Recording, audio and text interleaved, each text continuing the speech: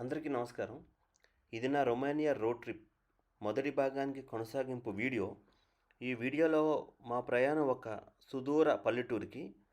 దారిలో మాకు ఒక నిర్మాణంలో ఉన్న బ్రిడ్జ్ కనపడింది. ఇది 100 కిలోమీటర్ల పొడవు గల ఔటర్ రింగ్ రోడ్. ఈ ఔటర్ రింగ్ రోడ్ని గవర్నమెంట్ 2 భాగాలుగా విడదీసింది. నార్త్ భాగం, సౌత్ భాగం అని. నార్త్ భాగం ఒక కాంట్రాక్టర్కి, సౌత్ భాగం వేరే వాళ్ళకి ఇచ్చింది. వాళ్ళ ఉద్దేశం ఏంటంటే పనులు సమాంతరంగా జరిగి త్వరగా బ్రిడ్జ్ పూర్తవ్వాలని. ఇప్పుడు మీరు చూస్తుంది బుచారెస్ట్ నార్త్లో ఉన్న ఒక లేక్. ఈ లేక్ పేరు వచ్చి హర్కేష్. ఇది 77 హెక్టార్ల వైశాల్యం, అలాగే పొడవు వచ్చి 3.5 కిలోమీటర్లు. ఇదే మొత్తం బుచారెస్ట్ సిటీ నీటి అవసరాలను తీరుస్తుంది. వెహికల్స్ అయితే చాలా తక్కువ ఉన్నాయి, కానీ ఉన్న వెహికల్స్ చాలా ఫాస్ట్గా మూవ్ అవుతున్నాయి. సో ఇంత ఫాస్ట్గా మూవ్ అవుతున్నాయి వెహికల్స్, యాక్సిడెంట్స్ అవ్వని అడిగాను. వెంటనే మా ఫ్రెండ్ ఒక కాలిపోయిన బస్సు చూపించాడు. అది జస్ట్ లాస్ట్ వీకే పెద్ద యాక్సిడెంట్ అయిందంట. వచ్చాం అక్కడికి డెస్టినేషన్కి. We're at the destination and this is excellent countryside, పల్లెటూరు అనమాట.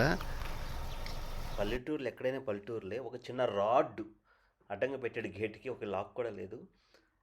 తర్వాత ఇక్కడి నుంచి కింద కనపడుతున్న స్లోప్ అంతా ఈ క్రిస్మస్ టైంకి 2 ఫీట్ మంచుతో కప్పబడేదంట. ఇప్పుడు అసలు మంచు పడట్లేదు, వర్షాలు కూడా సరిగ్గా పడట్లేదు అని చెప్పి అంటున్నాడు. తర్వాత ఇక్కడ ఈ పల్లెటూరులో ఎక్కడ చూసినా మొత్తం ఫామ్ ల్యాండ్సే, అగ్రికల్చర్ ల్యాండ్సే కనబడుతున్నాయి చుట్టుపక్కల. ఏదో ఒక చిన్న అగ్రికల్చర్ నడుస్తుంది. And then was a kitchen, was a summer kitchen there, and the rest of the house was the place where they kept the animals. The cow, the pigs, the horse, the goats are. ఇంట్లోనే పెద్ద walnut చెట్టు ఉంది. ఆ చెట్టుకి హాయిగా పళ్ళు కూడా ఉన్నాయి. మనం కింద పళ్ళు పడుతున్నాయి, అవి పగలగొట్టుకొని తినడమే. ఆక్రోట్ చెట్లు. తర్వాత వీళ్ళ నాన్నగారు హనీబీ బిజినెస్ కూడా చేశారు.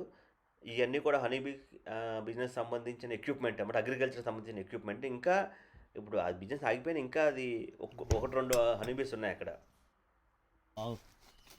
Sunny. Right. Yeah. Okay, now this is walnut natural food.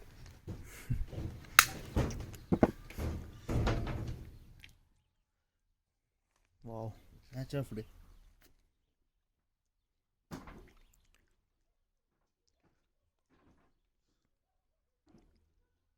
Nice.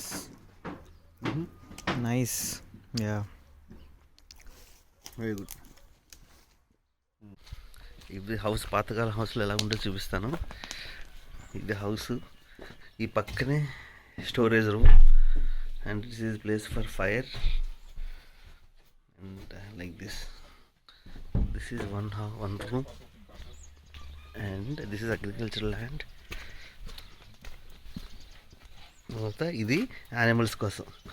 ఇందులో మనవాడు ఏం చెప్పాడంటే ఇక్కడ ఒక హార్స్ పెట్టేవాడంట, గేదె, తర్వాత పందులు మొత్తం కలిపి ఇక్కడే ఉండేయంట. ఒకప్పుడు పెంచేవారంట. తర్వాత వేరే రూమ్లో వేరే వాళ్ళు ఉండాలంట.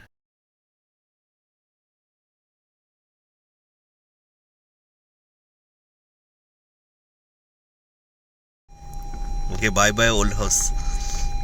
My old house indeed. This one. Pa! Bye bye bye.